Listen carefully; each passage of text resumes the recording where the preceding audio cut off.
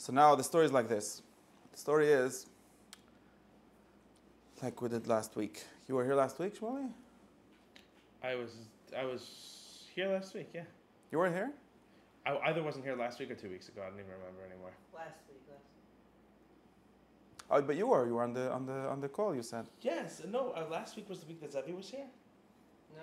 Last week I was just here. It was just you. That's because the week I was sick, right? Oh, you said so. That was the excuse. 1 week I was sick, but that was the only week I didn't come. Okay, the Ketzra story is like this. The Ketzra story is like this. The Ketzra story is like this. That there's something called how to be good, and there's don't look at that. It's not gonna work. Okay. It's fine. Because it's showing now, it just doesn't show you, so it still shows the chair. So it's useless. It got Okay. frozen. Bye. Close it. Close the whole thing. Just bye. Whatever. The point is like this. The point is that we got into this problem, okay? And we're going to discuss this problem today. At least we should understand the problem, okay? The problem is like this. No. The problem starts with the problem before, right? With this, we got into a discussion that there's such a thing called being a good person. And there's also a art or knowledge or wisdom of being a good person. Nachon? The first thing called, how do we call it? Midas, having correct virtues. And the second thing called, Knowing how to exercise the virtues? no, the opposite. I mean, you could call it this way, but the other one called wisdom, right? Practical wisdom, as opposed to theoretical wisdom, which is not about knowing how to be good. It's Which means about knowing how to get those good virtues, right? maybe, Or living by, or Maybe. acting them out. maybe. But in any case, it's the science or the knowledge associated with acting good. Nachon? Do we know all of that already? These are like things that are on the basis of this whole theory of being good called ethics, which we are discussing, which the Rambam is based on, and everything starts from, right? Now we got into a problem, which was, let's say what our problem is, okay? Because there's original problems and our problems, and they're not always the same. We, us Eden, here in Lakewood, wherever, got into a problem, which is that it's hard for us to understand what kind of thing would it even be, would be this wisdom, this kind of knowledge. Is that a problem that we have? Yeah? Could we explain the problem better? What this practical knowledge would be. Yeah, the relevant kind of knowledge to acting well, to acting good, right? We don't even know what that kind of knowledge would be, or it's hard for us to understand. Why? Why is it hard for us to understand? We don't think of these things as wisdom, right? Or as something you know. Even as something you fight. So firstly, because we tend to think of when we think of knowledge or wisdom, we tend to think of what Aristotle would call theoretical knowledge. Okay? I'll try to make it a little more complicated in a minute, or clearer. And we tend to associate that kind of knowledge with also being able to work for specific statements about what is good. Does that make sense? Because people go around saying, I already know what is good, I just don't practice it. So I'm not missing knowledge, I'm missing some other thing, which nobody knows what it is, right? And in other words, the kind of knowledge that we think is relevant is some kind of abstract knowledge, something that's like a statement. I know that this is good, so that, anything that starts that is really like a truth statement instead of a good statement in our understanding. Does this make sense? Yeah, I hope so. And we think that that's really what is meant when we say knowing the good. And then we say, okay, I know this, but it's totally unhelpful because I'm still not doing it. So we must need something else. Comes the Heilige Rambam, comes the Heilige Aristotle and says, no, you're not missing entirely that. That's not your problem. You actually are missing some kind of knowledge. You You are missing some kind of knowledge, which is that you don't know how to be good. You don't know what it is to be good. In some sense. In the sense that's relevant to acting. If you will know it, you will at least be closer to actually being good. There might still be another step, but you'll at least be actually closer than where you are now. And this kind of knowledge we call something in between acting and knowing, right? Turns out to be something in between. And it's even hard now. So first problem that we have, and this is to distinguish it from the kind of problem that Aristotle has that we discussed, which is the circularity here, which is really the way the problem gets set only after you accept that there's such a kind of knowledge at all, right? The problem that we have is a problem before that it's hard for us to imagine, to understand what kind of knowledge are we even talking about. Make sense that we don't know? Because if I go around telling people, you don't know how to be good, they're like, what does that even mean, right? And we spent a lot of time to try to explain that, right? What kind of explanations did we get to? A lot of them. If you go through all the way from the beginning of when we started to study this subject, you'll see that there was a lot of different kind of explanations that tried to get at this. The latest one, which we discussed last week, right, was trying to get at the kind of knowledge that comes out of knowing a certain kind of behavior or a certain kind of action, right? And what we started off was, and Aristotle also starts off this way, but nobody here ever actually read Aristotle, so it's a waste of time when I refer to him. But anyways. Last week we were talking about like knowing someone's story and Yes. circumstance, you mean? Yes. But a little more broadly, what we really started off last week with, or maybe the week before already, was to compare this, to compare it to a kind of, okay, what we did last week was learn something. What we did last week was one thing, and there's other ways of doing it. But let me say the first way, and then the way we maybe more explicitly did last time. What we did was firstly to compare it to a kind of art, right? And what Aristotle calls practical wisdom is the kind of wisdom that knowing an art is, only applied to activities and not to products. Because arts are about creating things, products. The end is not in the making; it's in the thing that gets made. While we're talking about acting goodly, so the end is the goal is in the kind of way that you're behaving, not in the thing that you're making. But it's still the kind of knowledge that you get. And we can see, and we can see how, I don't think we didn't discuss this, Mushal, in this way of getting to it in this specific class, but we can see how studying a certain art, any art in the sense of creating artifacts, right? When you create certain things, there is a virtue that you learn from doing that, right? It's like anyone that studies any kind of art receives we call that a certain eye for the correct version of that, or for the good version of that, or a kind of judgment about what is it that makes a good painting, or a good statue, or a good table, So, and this is something, I don't think, maybe we didn't go through this one here. But this is something where we could see in any practice, any kind of human practice, you see that it gives you both an objective standard. It's not about what you like. It's really about the kind of good that belongs to that thing. But it's not something that can be, at least not easily taught from teaching, from words. Not something that's purely words telling you like it has to be proportionate, all kinds of words like that. Those are words that help you mostly after you've done the practice, or after you've achieved this wisdom called being a person with a good eye for that, or with good judgment for these kind of things. Is that correct? Did we go through this example over here? Didn't? What, by doing things? The idea of starting off to understand what a practical wisdom would be by talking about regular arts, not specifically moral things, but any kind of creation that people do. Is there any other kind of knowing where the aim of the knowing is like an activity versus a product, except for the domain of ethics? That's what ethics is about. It's about human activity. There isn't anything else. Right. You could talk about things like playing a game, which is a kind of behavior. Right.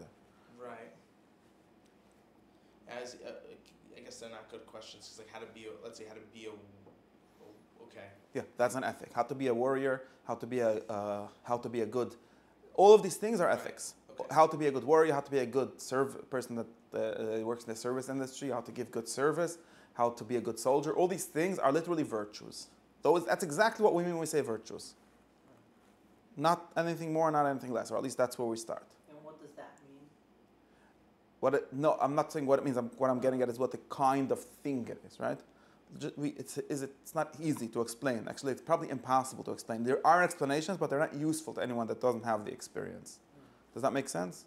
If you have, you know how to be a good salesperson, there's a certain kind of virtue of what that is, and you get trained into that from watching other people who have that virtue, from practicing it, and aiming at whatever the good or the goal of that kind of practice is. You build into yourself this intuition or this knowledge or this judgment of how that is. But it's not something that it's just, what it's not is, does that make sense? It's definitely not a series of facts about. It's not a list of facts or a list of rules, even if it can be set as rules, right? After, just to be clear, after you do this kind of thing, right? If you do this kind of thing, and all these things are really a kind of person, that gets us to the next thing of talking about kinds of people. But after you train as a professional, right? We talk about this thing of being a professional, which is a kind of ethic. You train in that, and then you know what is spoken about. You know what I'm talking about when I say there's the kind of good person, the kind of virtue of a person, the kind of character who is a professional. You could be more or less professional. You understand what I'm talking about. Then you could come to my class and say, I want to refine this. I want to see better what it means to be a professional. I could give you some kind of definition.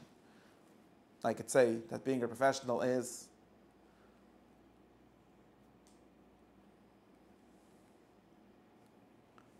you don't know what it is. Being a professional is being someone who doesn't bring all of himself to work. Okay, the opposite of what they say in Google. That's what like a professional in a craft. Like a professional in the general. sense of the ethics, the virtue of being a professional, versus the opposite of professional is Heimish. Okay, and there's a correct amount of Heimish, a correct amount of professional, because you don't want to be just a machine, like a form that to interact with, but you also don't want to be entirely corrupt. The opposite of professional is a kind of corruption. That's at least how we see it. There's other, this is a very good example because you could see that this is not necessary. No, it's not that I have a proof that it's good to be professional. In specific contexts, in specific cultures, the way it works, it's good to be a professional. And we need people that have that virtue, and otherwise the system falls apart. Otherwise, there's bad results. We can imagine a world in which professionalism is not a thing at all. You probably know that world. And it would be even hard to judge it as for not having this virtue.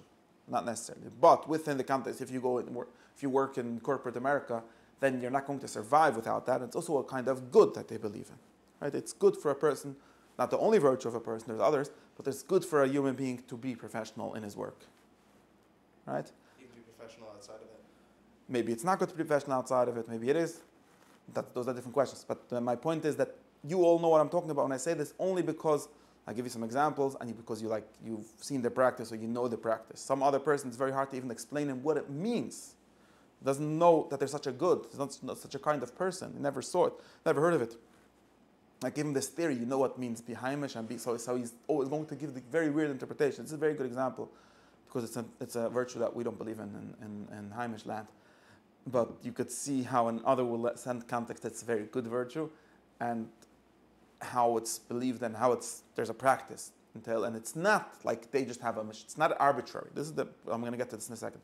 But you can see what I mean, that you need training, but if you come to, that doesn't mean that there isn't the knowledge associated with this. The person that's a professional knows. He's not just acting. He's not just acting or just liking. It's not just like corporate people for some reason like that. They don't like it. Not in the sense of enjoying it specifically. They like it in the second sense of liking it, like we said. They think it's good, right? They like it in the sense of thinking it's good to behave this way in this set of behaviors, in this set of contexts. But they don't like it. It's not like just a bunch of people that have this mishigas. For some reason, they like when you say Mr. so-and-so instead of Yankel. Why would anyone like that? Not that they like it. It's that they see that as the correct behavior which leads to good results and is in itself a certain virtue, itself shows self-control or however you want to explain it, a certain objectivity and so on. Controlled presentation. Yeah, but you could see that this is something that if you would not have the experience, or experiences has a lot of levels. You could read a book about it and understand it, or you could literally live in the context and work in it, or you could watch people that act this way. Then you have the first step of knowing. You've seen it. You've seen this kind of good. You've seen this kind of virtue. And then there's something that you learn. There's something, and it can even be refined by talking about, right? This is the question. Do we gain anything by talking about things? Yes, we do. Because human beings are, even in their senses where they're not entirely rational, even the faculties where, like I'm talking about behaviors, I'm not talking about doing math or doing like cheshbonis in your head, but it is influenced by how you see it. If I give you a new concept, if I refine your concept of what it means to be professional, you will be able to apply slightly better judgment in all kinds of borderline situations where we're not sure. So if you have a certain definition in your head, it will help you. It will help you make judgments. But that's not what it consists of, right? The wisdom doesn't consist of knowing this formulation. It consists in knowing how to act and knowing what kind of good it is to be a professional. Does that make sense? So that's the first example, and Aristotle also starts with such examples. So it helps us see this. Now, right? Now the thing, just to be a little, to get to, maybe this would be a way to get to the way of talking about narrative that we talked about last week. The thing with this is that it's very local, right? Extremely local, we don't really even believe that there's something good for a human being in being this. Just like if you want to be successful at your job or something, you should have this virtue. But we're not sure that there's some kind of human being that is like that, or that that's a good way of being a human being, or that's one of the good ways of being a human being. We do believe that, but we just don't articulate it that way. Right? We see this as a set of behaviors more than like of something that exists in what kind of person you are. Although it is a kind of person, but maybe most people, if you ask them if they want to be professional as a kind of person, they would say no. That's why. Because we're not sure that that's a good kind of person. Or at least it's very totally incomplete, right? It's definitely not the only kind of person. And then that's full story. Anybody's gravestone. Well, so now you see, but it is, well, people put their career on the gravestone, I think, some people. Not all of them. You know, David, the New York Times guy, what's the guy's name? David Brooks? There's the guy that used to be like the token conservative on the New York Times editorial page. I think his name is David something. And he wrote a book, I forgot what it was called, but his main idea was that there are resume virtues and gravestone virtues. So he says, you see, you put certain talents, certain character traits you put on your resume, and other ones you put on in your eulogy, in your hesped, in your gravestone. And his claim was, how about you focus a little more on the ones you really believe in, which are the gravestone ones. So what's the interesting thing? That in our world, it's easier to talk about the resume virtues because we know what their goal is. You want to make money, you want to have a good career, so you know how to behave in that context. And we seem to, for some reason, think that the headstone virtues are totally arbitrary. They're just what you like, or just what a lot of people like, or something like that. But just by understanding what it is, you see, just by understanding what it is, professionalism is not just what a bunch of people like. That would be a very bad way of understanding it. Whether it's a good thing or a bad thing from the outside, it's not just a thing that a lot of people like, in the sense that it makes them feel good or something. It's a way of being a person, a way of behaving in a certain context, okay, which has its own criteria and has its own idea of what it is to have a good relationship, a good professional relationship, right? Good professional conduct. And it includes like a whole story. It includes a whole world. It's objective in the sense that it's not about what anyone wants. It's not like you can't say, when you learn this, you actually learn to be one very, very easy way to see it would be that to learn this is to learn to put yourself aside in some sense, right? When you learn to be professional, you're not learning to fulfill yourself. Of course, secondary goal might be selfish, but the activity of being professional is an anti-selfish activity. If we don't believe so much in this framing of selfishness, but in any case, it's not selfish in the sense of it's not based on what makes me feel something. It's not based on an internal feeling. It's based on learning a practice that has criteria external to you. This makes it objective already. You could see very easily that it's objective. Nobody can decide. You could try to change the culture and convince everyone that you should be less professional, we should be more casual, things like that.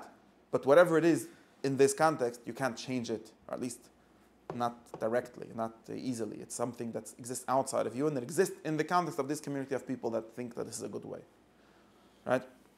And we should be able to use this to see that what we talked about as the life virtues are also things like that.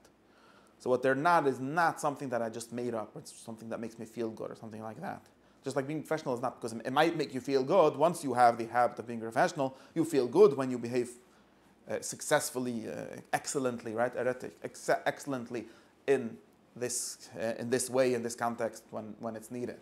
But it's not about making myself feel good. In the same way, whatever the human virtues are, whatever the headstone virtues are, they're not ways of making yourself feel better. Even if, of course, they make you feel better if you're successful at them. But they are objective criteria that they're practices of life. So just like there's a good manager or a good professional or something like that, there is a good father. And you can't make up what a good father is. We could have discussions on certain limits, like in certain discussions, but in the end of the day, now this is a question, right? So now, does this make sense? What we see here is, from these examples, what we see here is that this kind of seeing starts from something that already exists. Starts not only from a habit or a practice that already exists, but really already from a community of people that already exists, right? Whatever, there's a work community or there's a, right? And if I talk to someone about what a good father is, you're already existing within the context of a certain culture that defines what it means to be a good father. Or any other, a good student, a good teacher, a good anything. Now, does this make sense? We could skip the kind of narrative things, but that just, narrative is trying to get you to understand why there's a good person for his whole life. But okay. Now, what is the problem that this leads us to right away? The problem that this leads us to is a certain problem of relativism, right? Why? Because you thought, again, now this really goes back to a confusion, the same confusion that we had in the beginning, which made it hard for us to see what would mean the kind of wisdom that we're talking about. But you understand what I'm saying. This, whenever I say this, if I tell you you had a question, right? What was the question? What kind of wisdom is to be good? Is there in this? The answer is, look around. There's a kind of wisdom in being a good father, and you could see that in this community, in this culture, everyone agrees that being a good father entails providing for your children financially and not so much emotionally, because father's job is not to be emotional. Like there's a virtue of being somewhat stoic and to be like a non-reactive, okay? For example, okay? And now someone comes to you and then you could see that if you live in this culture, you could see that is how you're successful at being a father. And there's a way you can work on attaining those traits and practicing them, and you could define them and all of that. But now, right away, you're going to tell me, okay, thank you very much. All you've taught me is a minig. Very nice. There's a custom. Minig, Lakeward is to be such a kind of father. And if you want to be respected by them or something, or just like my analogy of business, you want to be successful, you want to be respected or something, you want to be successful in this context, you will have to have these virtues. But you didn't show me anything about it being good. We were never in search for how to be Mekayim, how to do certain customs. Everyone, that wasn't the problem. Our problem was finding a certain moral or certain goodness, a certain wisdom that shows you a certain goodness. And now when you told me that the starting point is a certain actually existing community that has specific practices, then you ruined it. Yeah, but I mean, only partially. Meaning, if you have an idea, right, part of what we were talking about is that if you have a good idea of what a person is, okay. Same way, like if I have a good idea of how secular business is and how secular business or whatever it is, American workplace business happens, so I can understand how to be a professional in that context, right? I can understand, hey, this is the business interactions are impersonal or whatever it is, right? So now I know how to be what good professionalism means, right? Or at least I can start to assimilate that into my character. If you know what a person is, just by knowing, then you can can Very good. understand what practice is further there, right? Very, very good. But you'll realize that again, I'll just explain to you the problem. And you asked me this question last time, right? I said the word narrative, made you clear that this problem leads to. But the problem is that we're the kind of examples or the kind of starting points, the kind of things that you can see are not the kind of things that show you what a person is, right?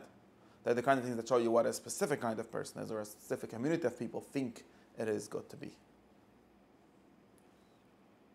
Right, I mean, and the judge of, let's say, if professionalism is a virtue, would be to figure out if professionalism is good for people, right? If it's good for human beings. Yeah. I get that. I understand that what you're saying. But what I'm getting at is why I was trying to explain why last week you asked us this question. Now you're answering your own question, which is very nice. But I'm going to talk about this in a second. But I'm trying to show you why this kind of seeing, which we do know what it is, right? We live just to be clear, some people don't know what this is, okay? Meaning to say, if you have no culture, or if you pretend, let's do another thing, if you pretend to do thinking without any culture in the background, without any tradition in the background, you could call it, then you would say, I have no idea what it is, right? Does this make sense? I don't even know what kind of thing you're talking about, right? Since I can give you examples of like here there's a virtue called professionalism, over there there's a virtue called being a lamdan, over there there's a virtue called being honest, whatever virtues you believe in, or you not believe in, you practice, right? Which you see the kind of people that they create. Now I can start discussing with you which one of these is the human one or something like that. Or is there such a thing for a human as such, right? So the first thing you'll notice is that if you would not have had any of this, right? Now, is there such a person? Good question. But there's for sure a conversation that acts that way, right? Most of the time when we have the conversation of let's find out what's good, we don't start with looking at these kind of good things. We start at in some abstract point, just like prove to me what's good in the same way that you're going to prove to me that some mathematical formula or something like that.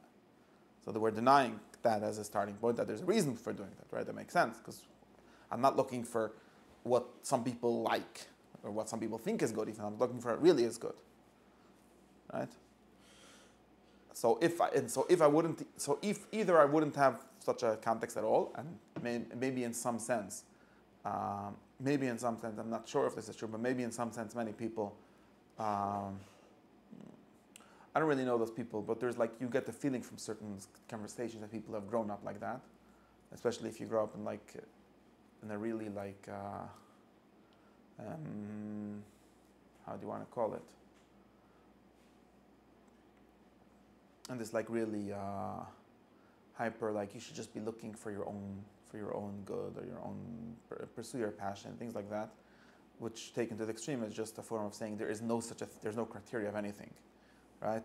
Art is what you like, and the successful person is what everyone should follow their own bliss, and there isn't anything, in any sense, right? People make this claim for art, right? There's no such a thing as good art. Good art is what museums hang up, right? What you can sell, which is a different art, how to sell things. But in any case, right? But people, at least in the relative moral sense, people pretend, and there might be such cultures. I'm not sure there's actually cultures that have no virtues, but there might be cultures, and you get this vibe from many people that like, where do I start? What do you mean? I don't see people behaving in any specific way that they think is good. That's one thing. And like I said, the second thing is that for sure when we have the conversation, we seem to often start off from such a starting point. Like, I don't know, who said it's good? Why is it better to be honest than to be a liar? What's good about it? Right? And I can't really answer this question. You'll notice I don't even claim to have a way to answer this question. For sure not directly. All I can say is, wait, what I answered you now is to say something like this. Look, there's this group of people. There's different views, you could see that there's, right away when I say this, you see that there's different groups with different virtues that they pursue and different ways in which they work out, right? And we say, look, there's this group of people, we have a society that works on a specific kind of honesty, on a specific assumption that people are not always out to get you, right? And it's a good thing. It makes the world work. It makes these people have a good life, and it makes this community work well, okay? And if you imagine a different community who's based on lying, it wouldn't work in the same way, or Could I prove that this one is better? Maybe yes, maybe not. That wasn't my point. I just show you that, look, in this context, it's very important. If you're going to start lying, if you're going to start being a liar, you're going to be less successful at being a person that works with this group well. You're going to be a failure. But now you'll notice right away that I told you something very low. You say, okay, very nice. I'm a failure because this system rewards being truthful, assuming that it's so, right? But if there's a system if I can imagine a world where everyone is lying, and I don't know, there's a different system. Okay, I don't know. Maybe we're already living in that world. That's a different discussion. And why would I don't know, everyone is just out to get for themselves, and you protect yourself, no problem. What's wrong, right? I don't even see the kind of thing that's called being honest. What does that even mean? Or what kind of, I wouldn't even have anywhere, right? I wouldn't have anywhere to start from if that would be the case. And even after I told you, look, there's this group of people that are honest, and they have this kind of way of being people, you say, okay, very nice, so there's such a group of people. What did you show me? So this is the problem. This is the problem that by answering the question of what kind of knowledge would be a knowledge of the good action, I refer to a very specific context, necessarily so, and you'll see why. You right away say, okay, very cute, so that's how it is in your context. Many people have read different accounts of ethics and said, okay, it sounds like in Athens, that's what the Choshev Eden thought, that is good. What do I care about it?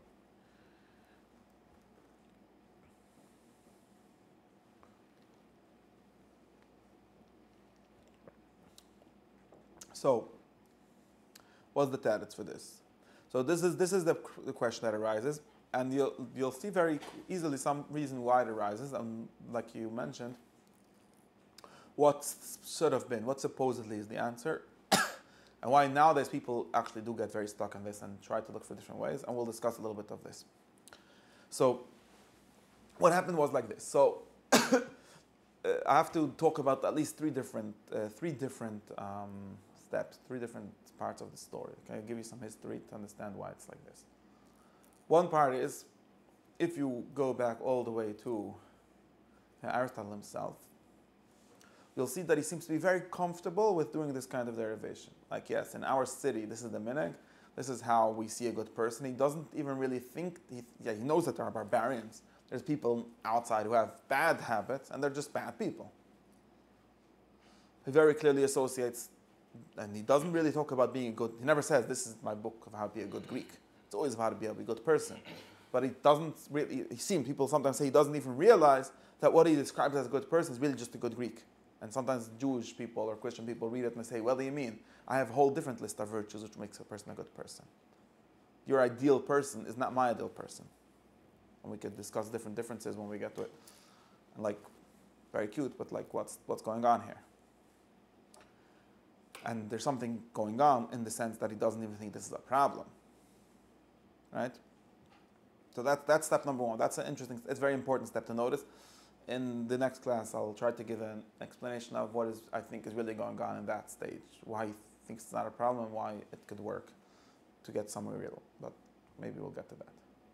Okay, step two is like this, okay? And then all these things are in all sources. I'm not, like I said, nobody here is reading enough text to be able to even see if I'm saying shtissim, so it's not relevant what it says and what it doesn't say. Then there's another story, okay? Step two of the story, or let's call it another story, and it doesn't matter for the resources right now, which is very focused, like on what Shmuley said, very focused on the idea that it's true, forget about this discussion, like sort of marginalize this kind of discussion, which is very explicit in Aristotle, where he says we're starting off with what we all good people consider to be good, and of course there's a circularity there, right? And there's a different discussion that starts off with a much more rational starting point, right? It starts off, and we read this in the Rambam in the Akdamat Persa Mishnah a long time ago, so that's a source that we did read here, which starts off with the idea that just like there is a good for each kind of practice, there should be also a good for a person. It would be very weird if there's a good handyman and a good teacher and not a good human. Because all of these things seem to be just things that humans do. why wouldn't it be also a good human? Of course, it's not an argument, it's not a proof. Maybe there isn't a good human because it's not a defined enough thing. That's what starts the whole problem, that humans do too many things, and it's hard to define what they are. But he had a method, and we went through the method for discovering what is actually a good human, what are humans for. And according to that, we discovered what a good human is. And then we do have an answer to this question in the most broad terms, and we sort of don't even need, right? We lose the need for we really don't need this whole looking at specific contexts, specific communities, where you see that within this community it actually is good. It's easy to see that if you want to belong to this community, you do have to have these virtues to flourish within this community, and so on. We could sort of skip that whole step. It seemed to people, at least, and I don't think that's entirely correct, but if you focus very much on this like derivation of like what is a human, we get like human is irrational. So really, to be a good human, what differentiates humans, right? Their important characteristic is that they're rational. So being good human means acting always rationally, and then we figure out what that means. Of course, not very determined. Still got a lot of questions what that means, but at least we have a framework for saying what a good human is, right? And that's a framework that you see in the Rambam, and in a certain sense, the religious followers of Aristotle very much took this aspect of his thought, and this very much focused on this story, and this seems to make all of ethics into really scientific. Like there's a good human in the same way there's a good anything. We just have to find out what a good human, and since we do know what a human is, we could know that. We have a method to find out what humans are, meaning what they're for, not what they are and how they work, right? What they're for, which is really what we want to know anytime we ask something what it is. So we could also tell you how to be a good one in that way. Okay? Does this actually get you to very specific things like having courage? Good question. Okay? But at least they're very focused on these kind of things.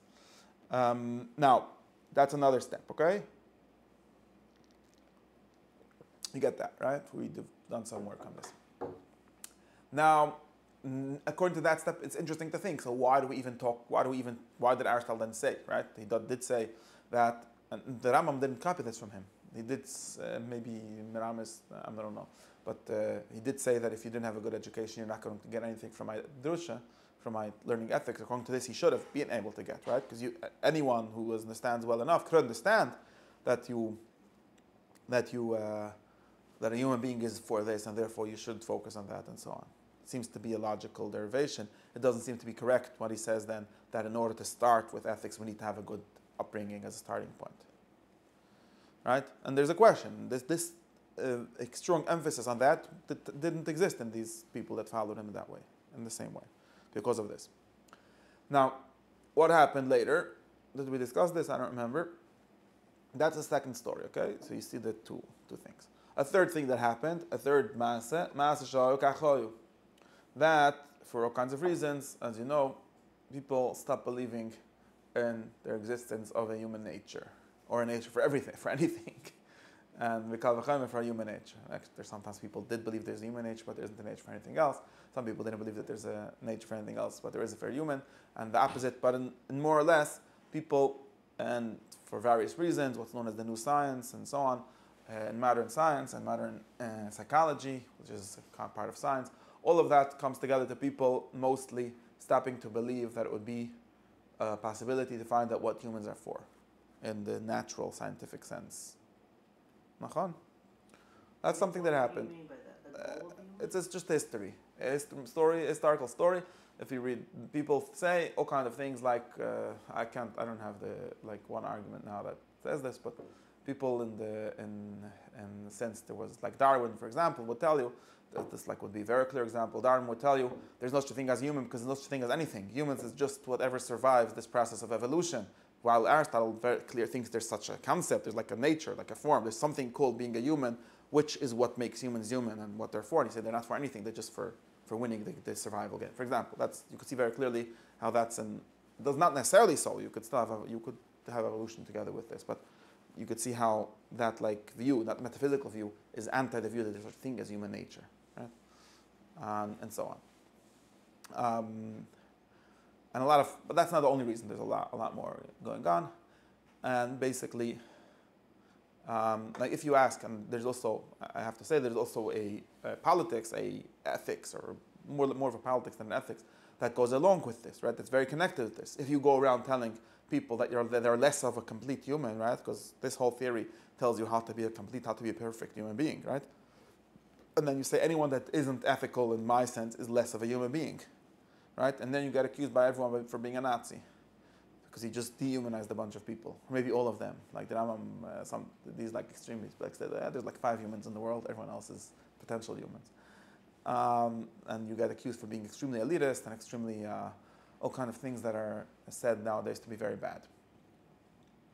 So that's another thing, but it's of course connected one with the other. Like when we say that the part of being a good liberal, which is basically a good person, according to, you see that there is virtue ethics also in liberalism, because a liberal is a good person, anyone else is a bad person. But they say that anyone that believes that there is a good way of life and anyone else is basically not succeeding at being a human is a really horrible person, and we could only live in peace with others by not believing that, right? We could only live in peace by assuming that everyone chooses their own good. There isn't really a human good. It's just a choice. You choose your own good. You could follow whatever you want. Of course, as long as you don't hurt me, because we have maybe a social contract or maybe for other reasons, but not because there's a really good way to be a human being. It's not really, we don't even claim there's anything wrong with being a murderer. It's only that it hurts me, right? Of course, nobody's consistent about this, but that's like the liberal theory originally. Of course, then you have to be a real libertarian and a lot of things. Nobody's consistent, but the point is, these are the 2 important things in the modern time that cause people to be very reluctant to base their ethics on what it means to be a human being. There's a scientific reason and there's a political reason, like a moral reason. People see it as a moral thing. It's immoral to believe, according to, again, it's kind of hard to justify it because I don't really think this, but that you notice that this is what all so-called good people nowadays believe, that it's immoral to believe that there is people that are better at being people than others. In the real sense. Of course, nobody really thinks there are good and bad people, so that's why nobody's really consistent, but that's what people believe. And that, if you say that, that leads you to treat not, for example, they say that leads you to treat other people not nicely. I don't know if that's true. That's not necessarily not like a logic, but that's what people think. And anyways, and there's a long history behind all of this. That's the history of modern political thought and modern metaphysics of nature. So there's a long history about all of this. And again, nobody here read enough to be able to challenge me on it, so you're just going to have to believe me or not. Now, these are both reasons, and there might be more reasons, but these are 2 important reasons for why. I'm saying this so you should understand how the world works nowadays, how discourse, what it's based on, right? These are the 2 important reasons why, even though people who would like to talk about ethics in a more real way can't do it can't answer that answer. You can't say what Shmuley said. And he learned from the Rambam. So now what happened? But what do they say? What did happen? Oh, now I have to tell you a fourth thing. Which number am I up to? Okay, now you have to know a 4th thing. So 2 things happened, okay? Two more important points of history. And this like story of history is like something that is at the basis of everything that we do, so we have to like at least have the points now right. 2 more things happened. One thing was that there was a whole movement of people called them like the early modern or the modern ethicists, which tried very hard to create an ethics not based on what a human being is. Okay. One of these people's name is Immanuel Kant, very important. Another one even would be John Stuart Mill. These are said to be, when you go to university, they teach you that there's 2 theories of ethics. One is Kant's version and one is Mill's version. Of course, there's a lot of in-between versions, but those are the 2 basic versions. But the important thing about both of them is that both of them are, and of course, nowadays they sometimes teach you the 3rd one, which is Aristotle's version. But the important thing about both of them, that's the 5th step that I will tell you. But the important thing about both of them is that they both tried very hard to save ethics, to remain with a theory, with a concept of what, okay, we'll see what the concept is. It actually turns into a different concept, but to remain with some kind of concept of the good actions without this basis of what we discussed, which is what the human is, and therefore what human happiness is, and so on. So either. And we're not going to be able to talk about what these attempts were in a lot of detail, but 2 important things to know about these attempts. Of course, you know something? Let's skip it. Let's skip what these attempts are. I can talk about it in a second because I'm already late. But what happened was that these attempts, those were the attempts, and very important, if if you read any modern Jewish thinkers, you'll notice that they're all Kantians. We say this a lot of times, but it seems to be what at least every Litvak assumes. Some Hasidim are not Kantians, but most Litvaks at least are Kantians because they're modern people. Hasidim are confused, sometimes modern and sometimes not, so they're not always entirely Kantian. But Litvaks are 100% Kantian, and that's all because the way they think of what the good is, which for them is the keeping the Torah, but still, what it means to be good means what Kant thought it means. Okay, let's not, you should know this already if you listen to enough Drushas, but skipping, I want to get to a different point. And if you want to know about this, you ask me afterwards if there's time, a second. Point is so that was the theory.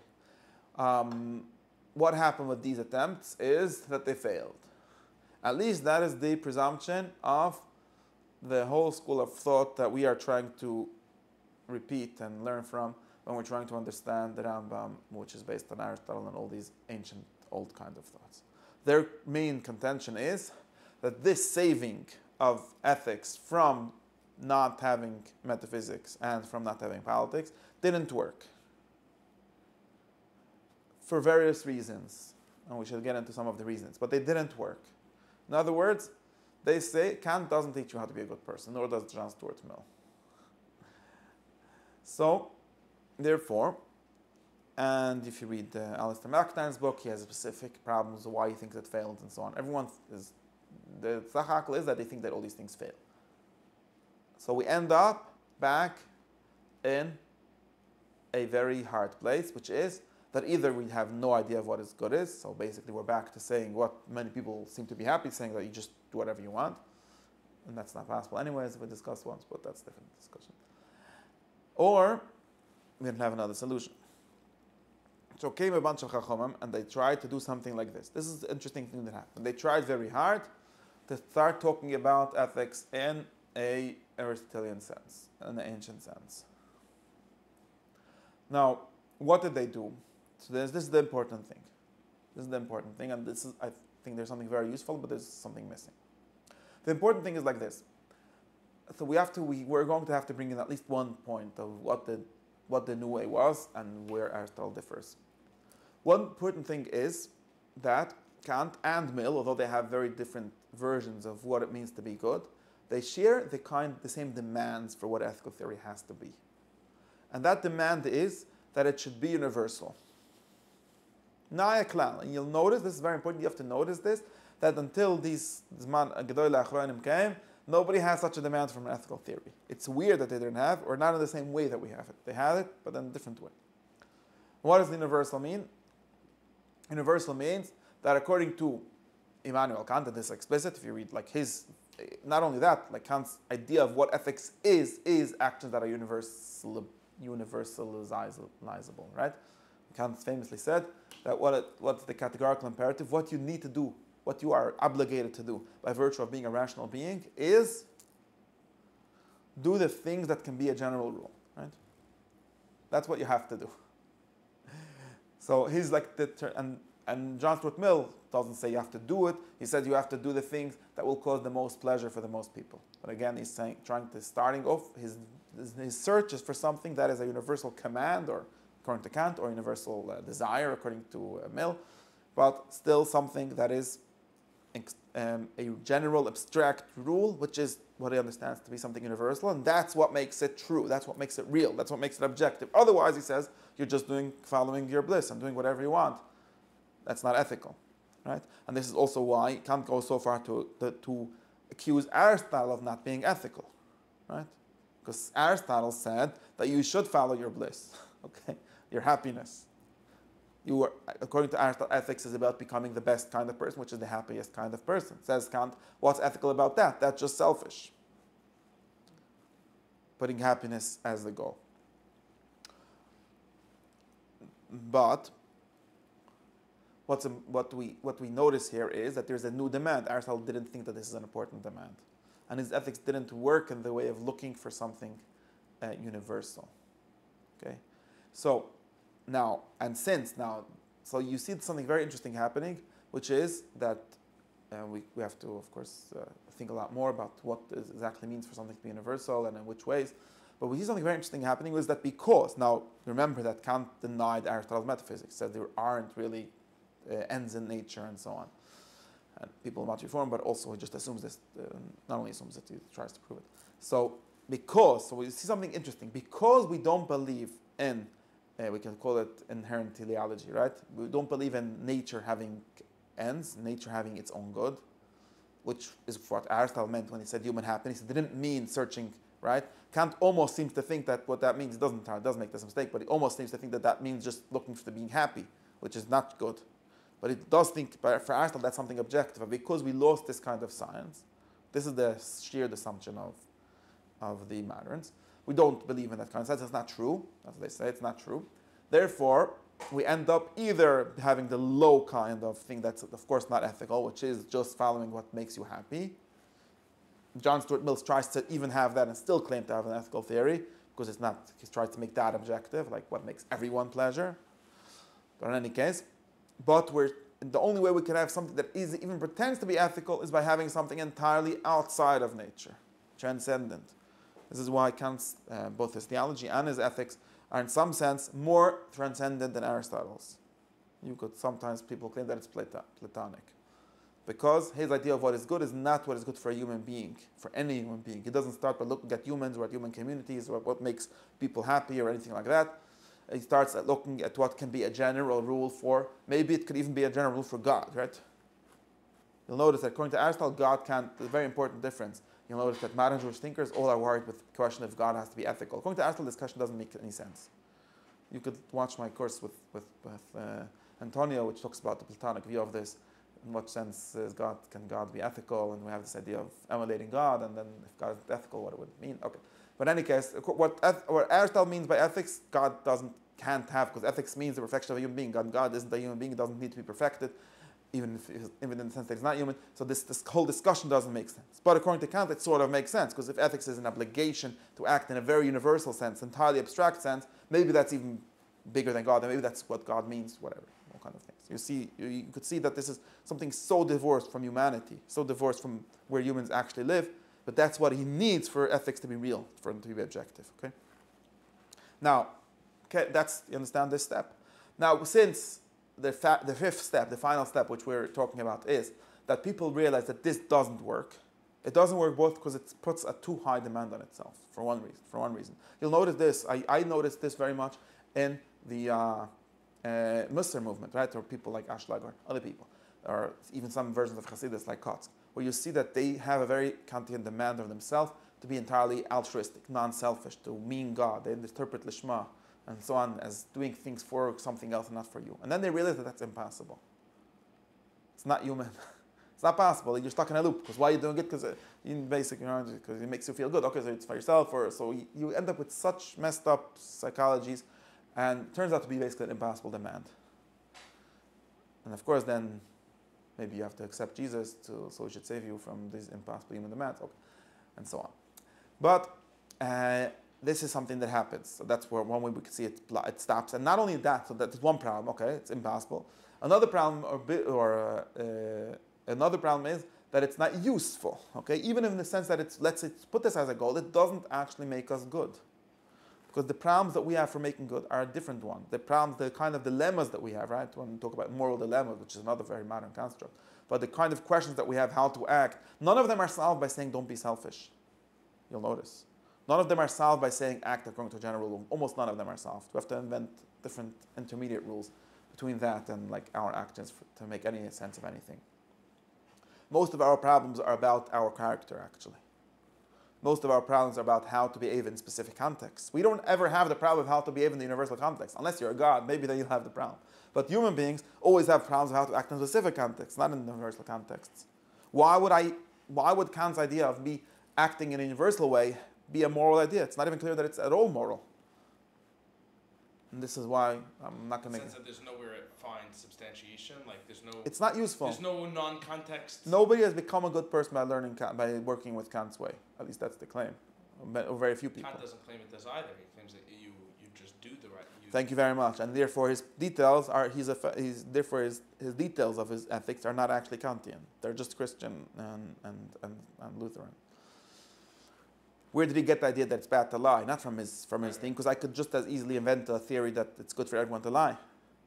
So the actual details don't come from it, it comes from virtue. It comes from what he understands a good person to be. And the same way, no human being ever gets much use out of these kind of universal judgments. What we get out of is particular judgments. Okay, so there's at least like three different things. One is that the man that's too high, and in other words, I'll give you three different problems with this. There's even more. Three different problems with this kind of way, and I'm going too fast now. One is that the demand is too high. And I told you it's too high for human beings. Human beings don't actually act in the way that Kant wants you to act. For to be minimally moral, according to Kant, you have to act only from the motive of duty, which seems to not be human. At least maybe it's German. I don't know. I don't think it's human. The second second problem is that it's not useful enough. Our kind of questions that we have don't get answered by that. Right? The third thing, which is another way of saying the first thing, would be that it's very hard to prove. It's not actually demonstrable. Right? Even Kant sort of agrees this. He thinks that it's like you need to invent all kind of things that are inbuilt into us and so on to get to it. Like, why would I? What would be the reason? Once we're looking for something abstract, this is another aspect of it being a too high demand to actually reach.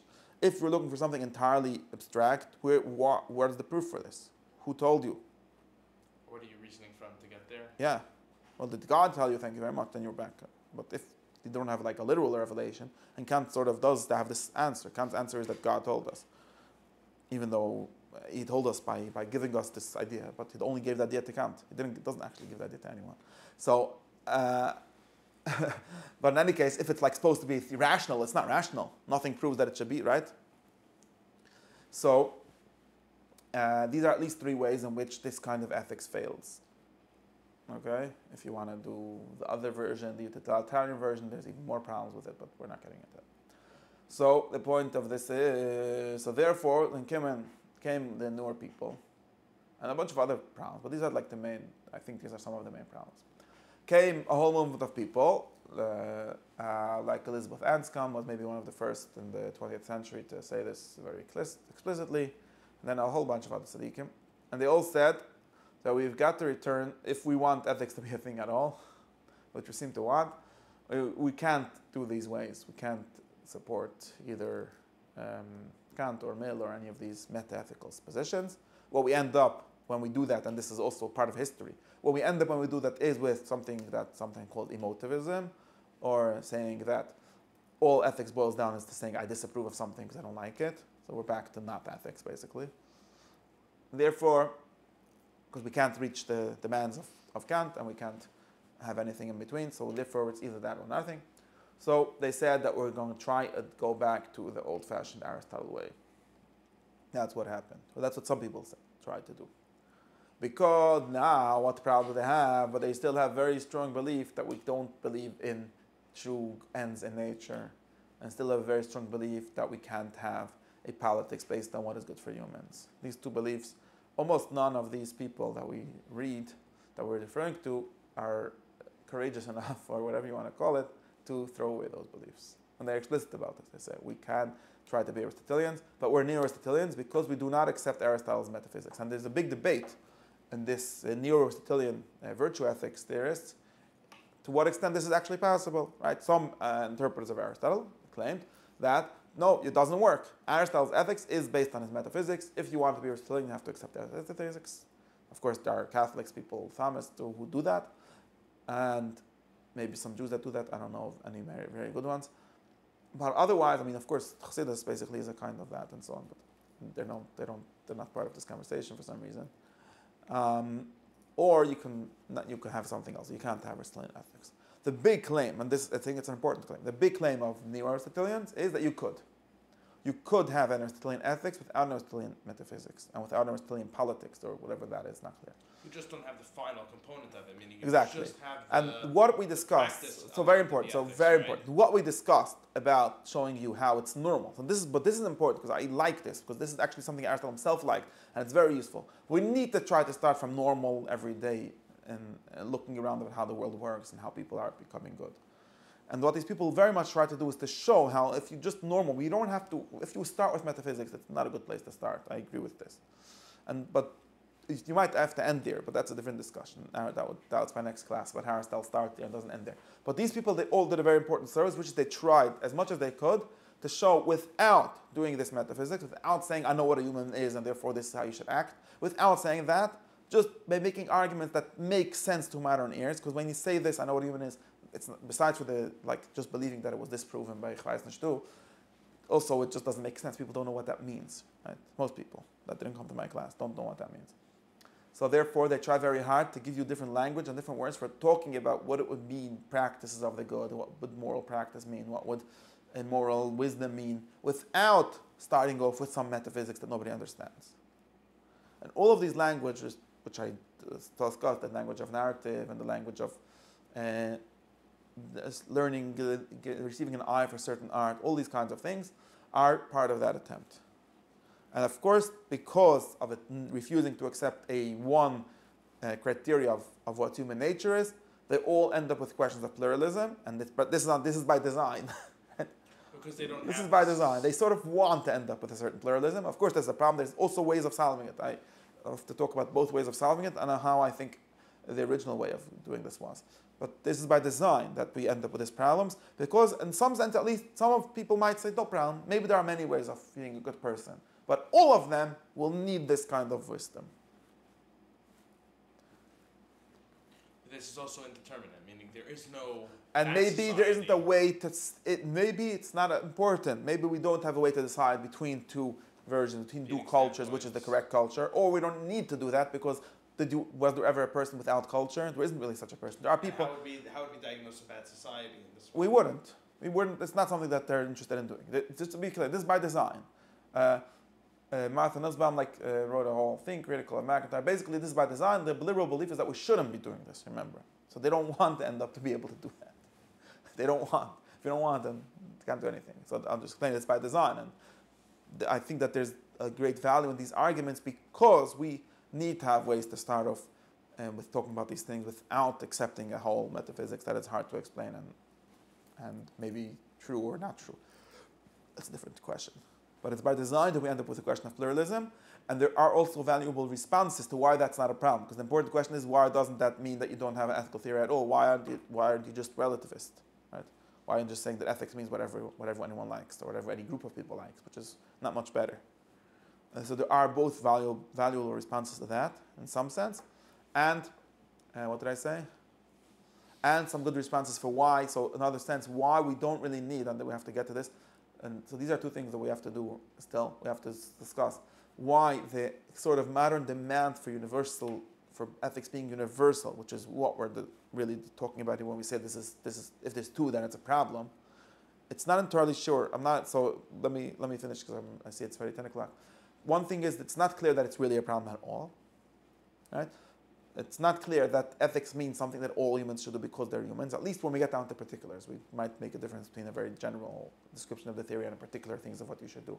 But in some sense, but since we started with particulars, we could talk about that. It's not clear that to have a theory of what is good means a theory of what every human as a human should do. It could be that it doesn't demand that. Kant thinks it demands that. It might not demand that. I think there's a lot of value in thinking in that way because none of us are human, quite human. All of us are a certain kind of human in a certain culture. Some of us are in two cultures or three, but nobody is in zero. Right?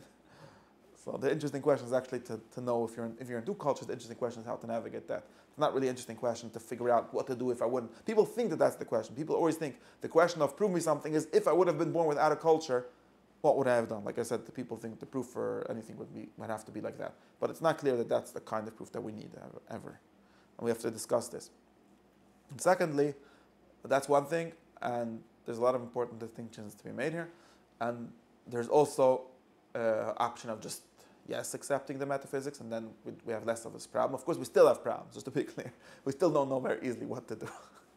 And the third thing which we should do is that to try to describe how it was originally understood, how the Rambam himself, for example, would have understood this question. The Rambam doesn't think that all ethics is universal, but he does think that there's a universal basis for ethics, and he does, right? How do we know that he doesn't think that all ethics is universal? Because he thinks that the Torah is just a training for ethics, and he doesn't think that every guy has to do the Torah, very obviously. So there's something very interesting in this. And he does think that there's a way, and he also probably would agree, or at least Aristotle would say that we have to start with, and Rambam also agrees that we have to start with education, which is not something that's understood, right? We have to start with just creating habits, and that would lead you to be able to see something universal or something really true out of that. So that's another thing we have to explain. So those are 3 things to discuss next time.